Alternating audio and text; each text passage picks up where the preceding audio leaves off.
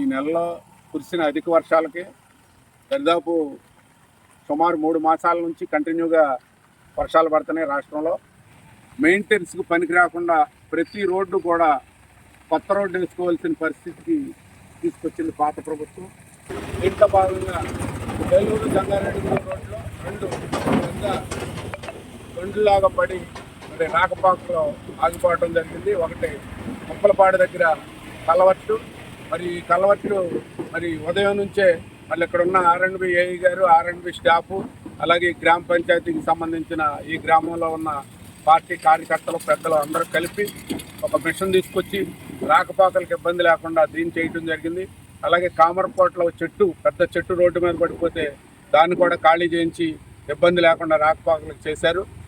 ఆడమల్లి దగ్గర మరి ఒక కలవట్టు డ్యామేజ్ అవటం, పెద్ద గోతులు పడిపోయి వాటర్ వెళ్ళని పరిస్థితి. 2 రోజుల్లో ఈ గోతులు లేకుండా చేసి, అలాగే మరి జిల్లా కలెక్టర్ గారి అధ్యక్షతన ముఖ్యమంత్రి గారు మాట్లాడారు. ఇక్కడ మంత్రి గారు పార్థసారథి గారు, రామానాయుడు గారు, అలాగే మన పార్లమెంట్ సభ్యులు పుట్ట మహేష్ యాదవ్ గారు, మన ఎమ్మెల్యే గారు రోషన్ గారు కూడా అధికారులతో మాట్లాడారు.